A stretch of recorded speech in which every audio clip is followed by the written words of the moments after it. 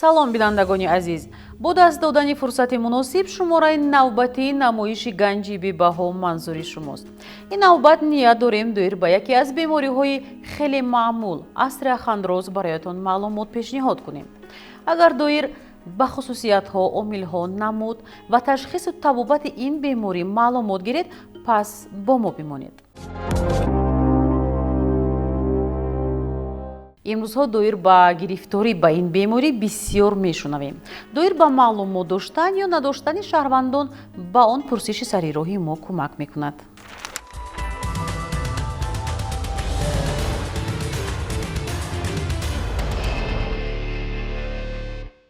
Остеохондроз – это заболевание позвоночника, суставов. Остеохондроз – это отложение солей, насколько я знаю, да? Связанное с артритом, наверное. Шея, плечи, позвоночник, там вплоть до... он вообще очень большую область. Слышала, но я не могу понять, что это. Я где-то слышала это слово. نمیدونم چه خیلی بیماریه. نمیدونم. بیماری سوهمورا به فکرم. با فکر من بیماری بوغمدرد هستیم. ба фикри шумо остеохондроз чӣ беморӣ аст? ягон маълумот доред? Остеохондроз – это ущемление позвоночных дисков. аслан остеохондроз аз ду калимаи юнонӣ остеон устухон ва хонрз буғум иборат аст. чӣ тавре ки медонем сутунмуҳра аз устухончаҳои сутунмуҳра ва диски байни сутунмуҳраҳо ва буғумҳо иборат аст. саршавии бемории остеохондроз аз мавзеи оғозаш тадриҷан ба дардҳои шадид дар узвҳои гуногуни бадан, хусусан қисми поёнии миён ва гардан мегузарад. биёед аз мутахассисон пурсон шавем ки кадом навъҳои ин беморӣ мавҷуд аст. остеохондроз این بیماری هست که اساساً در سن و سال‌های از وقتی که سن و سال رفتن میگیرد آهسته آهسته این بیماری در آدمیزاد پیدا شدن میگیرد. وابسته به سن و سال 40 ساله که گذشته تغییرات‌های متابولیکی در ستون‌مورا پیدا شدن میگیرد و آهسته آهسته بیماری پیدا شدن میگیرد.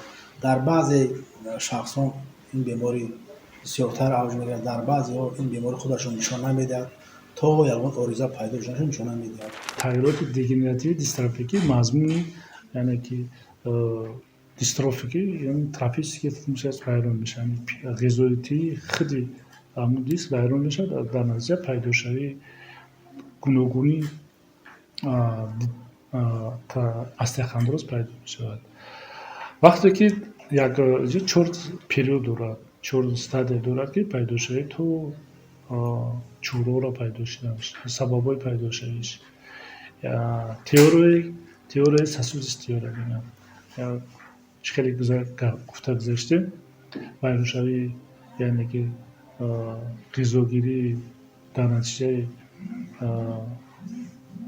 برهمخوری یعنی که ابیلیتراسیون ساسوزی باینی دیسکو آهسته پیدا شوی تریشنی باینی خیلی چیده میشه. پولپوز یادرویی که در بین مورو در بین دیسک هست پیدا میشه و خودی قباتی بالای این فیبروز این کالسو غلافکی فیبروزی هست که این زشت نکی وظیفه محافظتی استمرار را و این چنین محافظتی و دیگر وظیفه امارتیزاتور و محافظتی باید هر یک مورد اجرا میکند و این چنین یعنی که پیوند سازی بین هر یک مورد میباشد.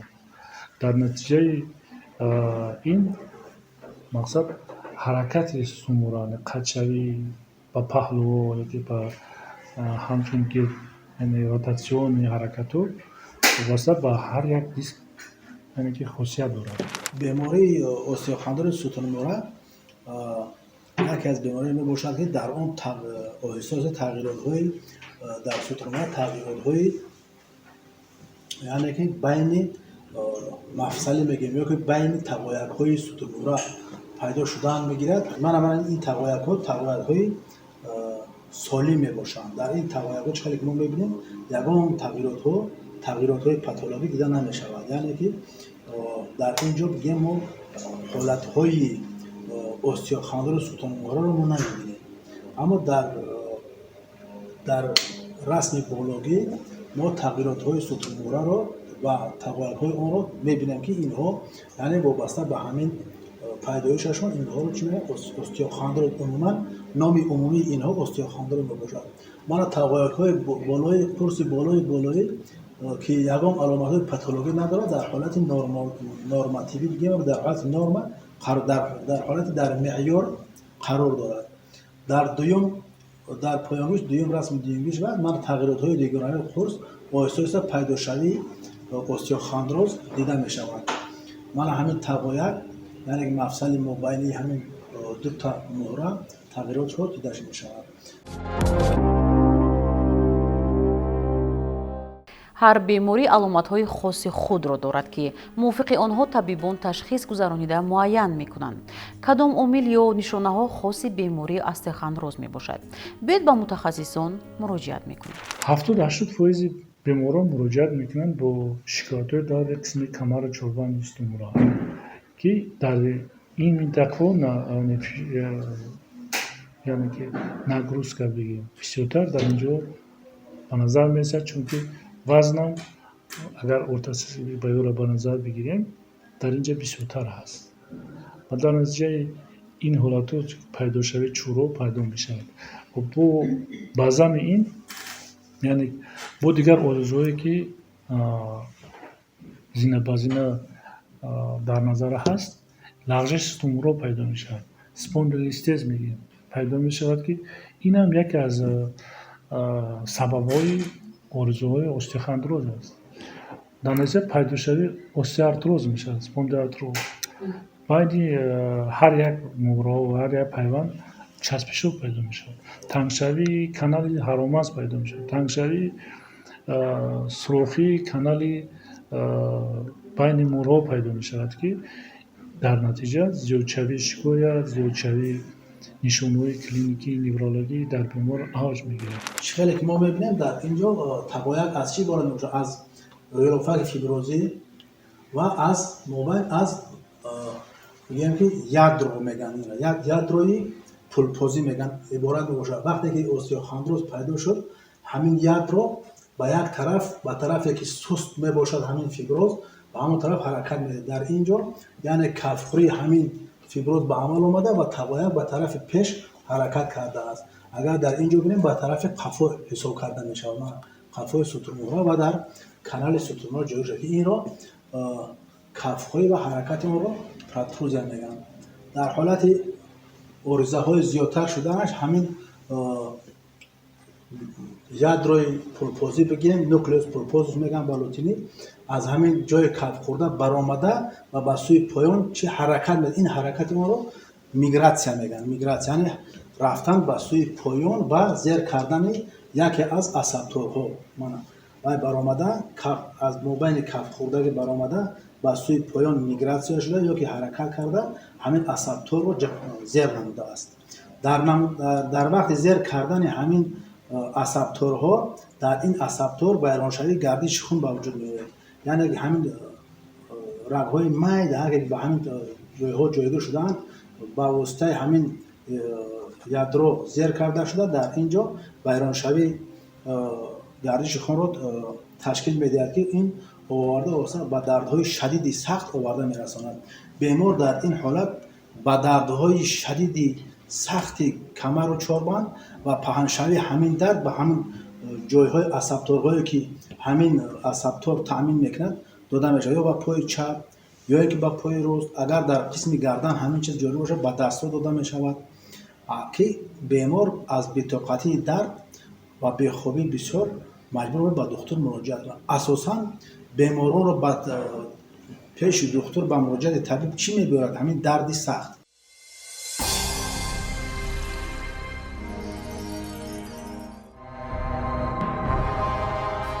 агар қаблан остеохондрозро бемории пиронсолон мегуфтанд, пас он хеле ҷавон шудааст.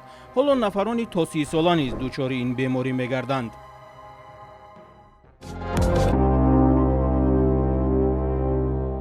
мутахассисон баронанд ки ин ҳолат ба тарзи нишасти номувофиқ, парҳез накардан аз одатҳои бад ва омилҳои экологӣ вобастагӣ дорад. сабаби пайдошави яъне ки остеохондроз ва оризуҳои он мебошад осебгирии сутунмурра, яъне ки фарбегӣ, кам ҳаракатӣ, баъзе беморон вобаста бо пурхпалезм мегӯянд. баъзе шахсоне ки бисёр нишаст кор мекунанд, ҳамшаб ё мана баъзе одамое ки бисёр нишаст ҳастанд, дар ин нӯъ зидшавӣ байни мӯҳроҳо пайдо мешавад ки инам як сабаби дард ва дигар шикоятҳо ба мутахассисон мебошанд. сабаби дигараш байроншавӣ метавонад ки байни дискҳо чӣ хеле гуфта гузаштем, байроншавӣ гардиши хун дар ҳар як қисмати мӯҳро, бисёртар дар қисмати камар ва қисмати гардан мушоҳида мебошад. омилҳое ки яъне ки авҷгирӣ ёки дигар оризуҳои остеохондроз дар устунмурра, қисмати гардан ё камари чорбани устунмурра ёки дар натиҷаи бардоштани борҳои вазмини корҳои вазмини ҷисмонӣ, яъне пайдошавии чораҳо мушоҳида мешавад. қисмати камарда бисёртар мушоҳида мешавад. бисёртар дар қисмати L5 мана L5, S1, L4, L5 мушоҳида мешавад ки дар ин ҷо чӣ хеле гуфта гузаштем, вазн бисёр, нагрузка бисёртар мешавад ва пайдошавии чораҳо пайдо мешавад. оризуҳо асосан дар андонҳо пайдо мешаванд. масалан агар ки дар қисми гардани сутунмӯҳра пайдо шавад, чораи қисми гардани сутунмӯҳра пайдо шавад, оварда ба фалаҷи дастҳо, яке аз масалан агар чора аз тарафи чап ҷойгир шуда бошад ба фалаҷи дасти чап оварда мерасонад, дар тарафи рост агар ҷойгир шуда ба фалаҷи дасти рост оварда мерасонад. аммо агар дар қисми камару чорбанди сутунмӯҳра ҷойгир бошад, ба фалаҷшавӣ аввалан ба сустшавии ҳаракат дар пой оварда мерасонад.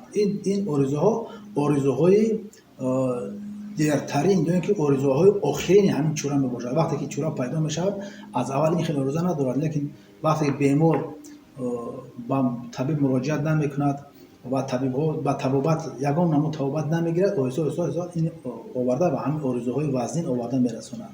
ва яке аз оризуҳои вазнини дигар, вақте ки фалаҷи пойҳо пайдо гардид, инчунин вайроншавии кори узвҳои кост низ дида мешаванд.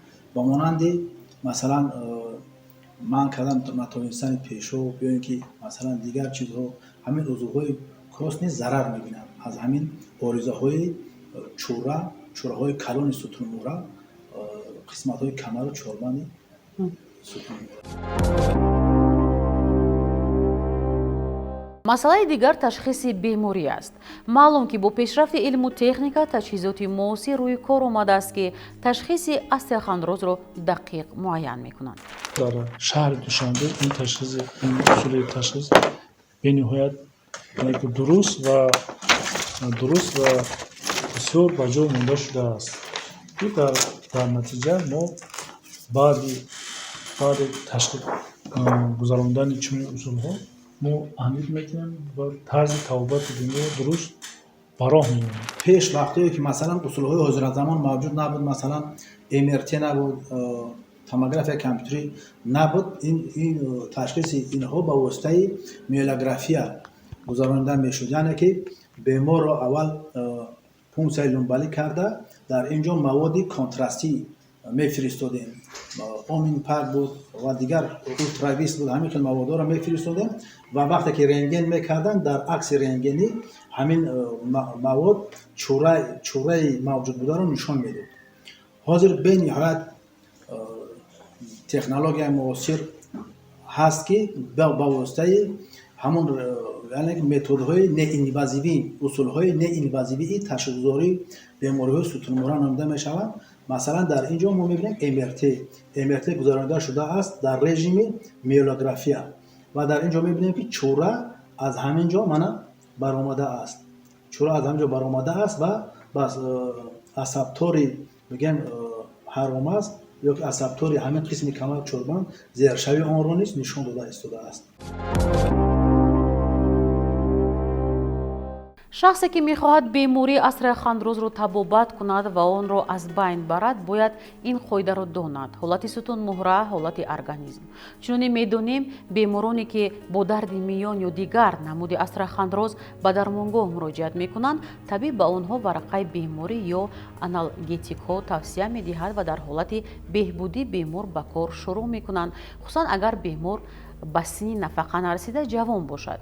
аслан табобат чӣ тавр бояд гузаронида шавад? таваҷҷӯҳ мекунем.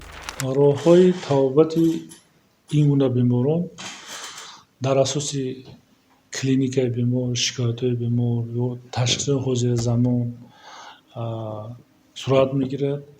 дар вақте ки клиникаи бемор шикоятҳояш каманд ва дар асоси ташхисои ҳозиразамон МРТ мана протузия то 0,4-0,5 сантиметр ин гуна беморон табобатҳои консервативӣ ва мануалӣ гузаронда мешавад. ҳам табобати консервативӣ дар статсионарӣ гузаронда мешавад ва инчунин санаторию курортӣ ё ки амбулаторӣ гузаронда мешавад. айни ҳол бошад дар ин бемор фақат ҷурӯҳҳои хурда, яъне ки протузия дида мешавад ки ино табобати консервативӣ гузаронда мешавад. зарурият барои ҷарроҳӣ нест. дар вақти чӯрҳои калон пайдо шуда, дар ин ҳолатҳо барои пешгирии оризуҳои ояндаи бемор мо усулҳои ҷарроҳиро пешниҳод мекунем. чунки дар нағз медонем ки бисёри ҳолатҳо чӯрҳо бо табобати консервативӣ бартараф намешаванд. танҳо дардо кам мешаванд ва худи чӯра бошад ҳамон хел меистад, метавонад ки калон шавад ва ё ки дар муддати дароз устухон гардад. дар чунин ҳолатҳо табобати беморон ба усули ҷарроҳӣ пешниҳод карда мешавад. бар аъло дида мешавад ки тақоякҳои байнимуҳрагӣ дар ҳолати нормавӣ қарор доранд. дар ин ҷо мо мисол чӯраи калон дида намебинем. дар ин ҷо фақат мана байни мафсали 5, 4, 3, дуюму сеюм, сеюму чорум мебинем ки камтар протузия ҳаст. 0,10, 4, 0,10, 3. ин нишондод барои ҷарроҳӣ надорад. ин нишондод барои фақат табобати консервативӣ дорад. табобат карда бемор табобати худро мегирад ва фаъолияти меҳнатии ҳамин бемор барқарор карда мешавад. барои табобати дуруст ба бемор тавсияи муҳим он аст ки аз рӯи гуфта ва маслиҳати табибон амал намоянд. вале муҳимтар аз ҳама барои гирифтор нашудан шахс бояд қоидаҳои беҳдошт ва тарзи солими ҳаётро риоя кунад.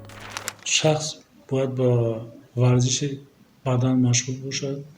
варзиши яъне ки варзиш метавонад ба варзиши сабук, гимнастика, овбозӣ, велосипедронӣ, дигар намудҳои варзиш машғул бошанд ки то ин ки мушакҳои бадан обутоб ёбанд, дигар оризуҳое ки дар истомра пайдо мешавад ино нашаванд.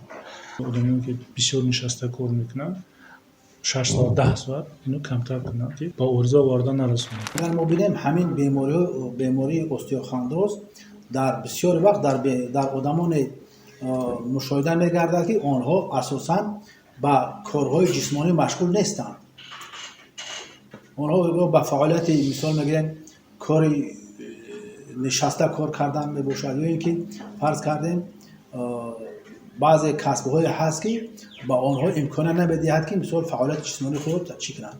агар ҳамин шахсон доиман ба фаъолияти ҷисмонӣ машғул бошанд, ба варзишҳои мисол бадан бисёртар машғул бошанд, ба ин беморӣ камтар гирифтор мешаванд.